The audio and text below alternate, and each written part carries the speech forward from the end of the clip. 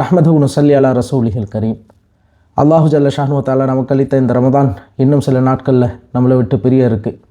இந்த தருணத்தில் ஒரு விஷயத்தை நம்ம யோசித்து பார்க்கணும். மற்ற மாதங்களை விட ரமதான் மாதங்களில் நம்ம அதிகமாக இபாதாத்து செஞ்சோம், அதிகமாக தொழுதோம், அதிகமாக செலவாத்து ஓதுனோம், அதிகமாக இஸ்திக்ஃபார் செஞ்சோம், அதிகமாக அல்லாஹுடைய நெருக்கத்தில் அல்லாஹுடைய நினைவில் இருந்தோம். இது ஏன் நமக்கு சாத்தியமாச்சுன்னு சொன்னால், அல்லாஹு தாலா ரமதானுடைய மாதத்தில் எந்த ஒரு விஷயம் நம்மளை டிஸ்ட்ராக்ட் பண்ணுமோ அந்த ஷைத்தான அல்லாஹு தாலா கட்டி போட்ட ஒரே காரணம்தான், அவனுடைய எந்த ஆதிக்கமும் நமக்கு மேலே இல்லாத ஒரு காரணம்தான் அல்லாஹு தாலாவுடைய கிருபையை கொண்டு நம்மளால் இபாதாத்துகள் செய்ய முடிஞ்சிச்சு.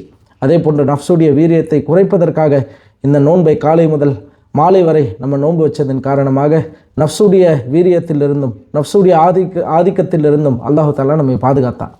இதுலேருந்து ஒரு உண்மை புரியுது. அது என்னன்னு சொன்னால், மனிதன் பாவம் இயல்பாக செய்யக்கூடியவன் அல்ல. நம்ம இயல்பாக நல்லவர்கள் தான், எல்லா மனிதர்களும் இயல்பாக நல்லவர்கள் தான், நல்லவர்களாக வாழ வேண்டும் என்று தான் எல்லா மனிதர்களும் ஆசைப்படுவாங்க.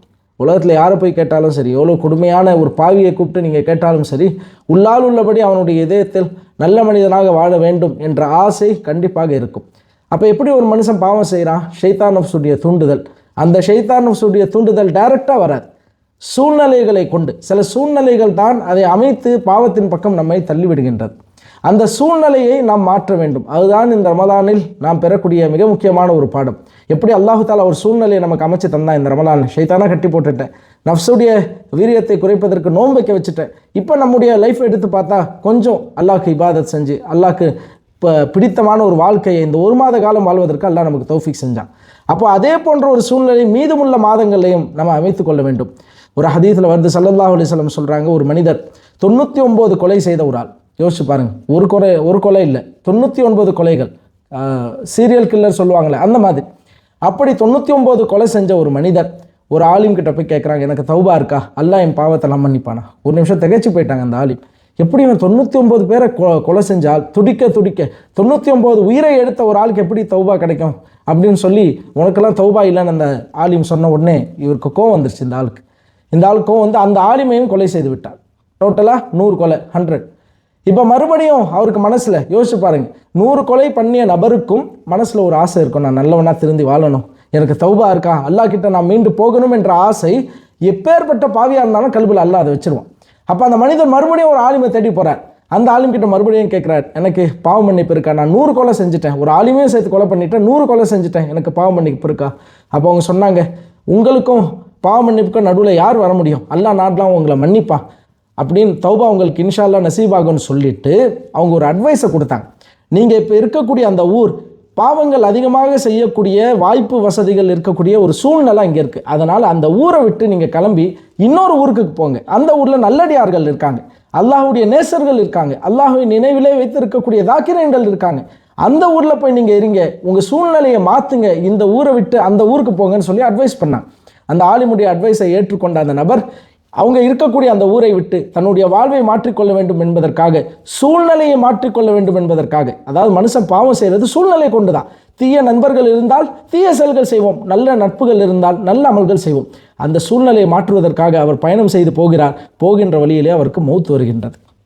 சஹீஹான ஹதீஸிலே பதிவு செய்யப்பட்ட சம்பவம் இது. உடனே 2 மலக்குமார்கள் இறங்குகிறார்கள். ஒன்று அதாபுடைய மலக்கு, இன்னொன்று ரஹ்மத்துடைய மலக்கு. 2 பேருக்கும் பிரச்சனை. இவங்களை யார் ரூஹை எடுக்கிறார்? இவங்க நல்லவரா கெட்டவரா? காரணம் என்ன? 100 கொலைகள் செய்து விட்டார். இந்த 100 கொலை செஞ்ச அவர் ஒன்றும் தௌபா கேட்கல, அந்த ஊரை நோக்கி பயணப்பட்டார். அதுக்குள்ளே மௌத்து வந்துருச்சு. இப்போ என்ன செய்கிறது? உடனே அல்லாஹ் இன்னொரு மலக்கை இறக்கி தீர்ப்பு சொல்ல சொன்னான். 2 ஊர்களுக்கு அவர் எவ்வளோ ட்ராவல் பண்ணி வந்திருக்கார், அவர் எந்த ஊரை நோக்கி போகிறார், இந்த 2 டிஸ்டன்ஸையும் நீங்கள் கால்குலேட் பண்ணுங்கள்.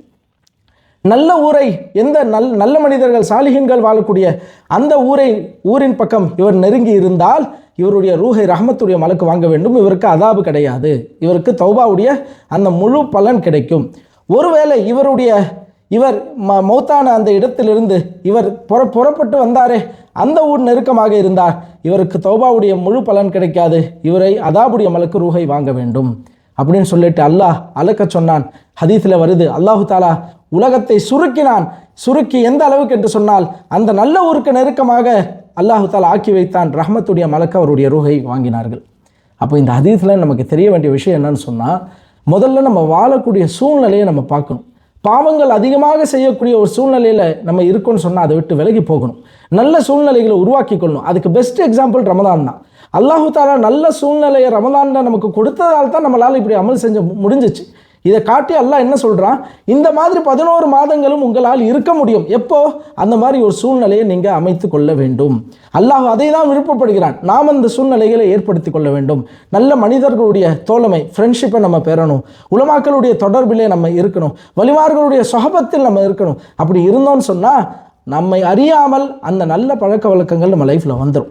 ஒரு நல்லவர்களுடைய தொடர்பு என்பது ஸல்லல்லாஹு அலைஹி வஸல்லம் அத்தர் வியாபாரிக்கு சமம் என்று சொன்னார். ஒரு அத்தர் கடைக்கு போகிறீங்க, நீங்கள் அத்தர் பூச தேவையில்லை, கொஞ்ச நேரம் அந்த கடையில் இருந்துட்டு வெளியே வந்தாலே அந்த மனமெல்லாம் உங்கள் ட்ரெஸ்ஸில் ஒட்டிக்கும். அதுபோல் சாலிஹீன்களுடன் நீங்கள் இருந்து நல்லமல் செய்யாவிட்டாலும் அந்த அசர், அதனுடைய தாக்கம் உங்கள் கல்வியில் தானாக வந்துடும். அதனால் நல்ல தோழமை, நல்ல என்வாயன்மெண்ட் அமைத்துக் கொள்வது என்பது மிக முக்கியமான ஒரு விஷயம். அதுக்கு ரமதான் பெரிய சாட்சியாக இருக்குது. அதே போன்று அல்லாஹு தாலா நம்மை மன்னிக்க வேண்டும் என்று ஆசைப்படுகிறான். யோசிச்சு பாருங்க, அல்லாஹ் அந்த மனிதரை மன்னிக்க ஆசைப்பட்டதால் தான் அந்த உலகத்தை சுருக்கி நல்ல ஊருக்கும் அவருக்குமான இடைவெளியை அல்லாஹு தாலா நெருக்கமாக ஆக்கினான். அல்லாஹ்வுடைய ரஹ்மத், அல்லாஹ் மன்னிக்கத்தான் ஆசைப்படுறான். அல்லாஹ் குர்ஆனில் கேட்குறான், மா யஃஅலுல்லாஹு பி அதாபிக்கும் இன் ஷக்கர்தும் வ ஆமன்தும். எவ்வளோ பெரிய ஆயத், எவ்வளோ அழகா அல்லாஹ் என்ன சொல்கிறான், மா யஃஅலுல்லாஹு பி அதா. உங்களை அதாபு செஞ்சு அல்லாஹ்க்கு என்ன கிடைச்சிட போகுது? அல்லாஹ் அதாபு பண்ண ஆசைப்படல, நம்மளை நரகத்தில் போட்டு வாட்டணும்னு அல்லாஹ்க்கு ஆசை இல்லை. இன் ஷக்கர்த்தும் ஆமன்தும், நீங்கள் அல்லாஹ்க்கு ஷுக்குர் செஞ்சு ஈமான் கொண்டு வாழ்ந்தீங்கன்னு சொன்னீங்கன்னா உங்களை அதாபு செஞ்சு அல்லாஹ்க்கு என்ன பயன்? அப்போ அல்லாஹ் தாலா நம்ம மன்னிக்கத்தான் நாடுறான். யோசிச்சு பாருங்க, இந்த உம்மத்துக்கு கிடைத்தது போல் வாய்ப்பு யாருக்குமே கிடைக்காது. ஒரு டீச்சர் இருக்காங்க கிளாஸில், அவன் டீச்சரோட ஆசை என்ன? எல்லாம் பாஸ் ஆகணும் எக்ஸாமில், கொஞ்சம் எழுதுப்பா, ஏதாவது ஒன்று எழுது, நான் அவனை பாஸ் பண்ணி விட்டுறேன்னு சொல்கிறாங்களா இல்லையா? அதுபோல் அல்லாஹு தாலா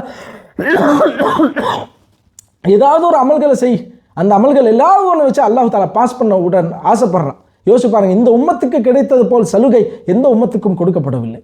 நோன்பு வச்சா நன்மை, பாவங்கள் மன்னிக்கப்படுது. கியாமுல் லைல் நின்றா நன்மை, பாவங்கள் மன்னிக்கப்படுது. லைலத்துல் கத்ரில் நின்று வணங்கினா பாவங்கள் மன்னிக்கப்படுது.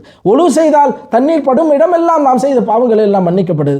பள்ளிவாசலை நோக்கி ஒழு செய்து நடந்தால் ஒவ்வொரு 8க்கும் பாவங்கள் மன்னிக்கப்படுது. ஸலவாத் ஓதினால் 10 பாவங்கள் மன்னிக்கப்படுது, 10 நன்மைகள் எழுதப்படுது.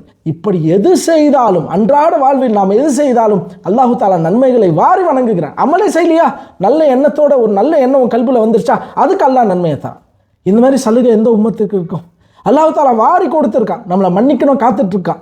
ஸல்லல்லாஹு அலைஹி வஸல்லம் சொன்னார்கள், அல்லாஹ் இரவு முழுவதும் அல்லாஹ் தன்னுடைய கரங்கள் சொன்னால் அல்லாஹ்வுக்கு கரங்கள் இல்லை, அவனுடைய ரஹ்மத்தை விரித்து வைத்திருக்கிறான்.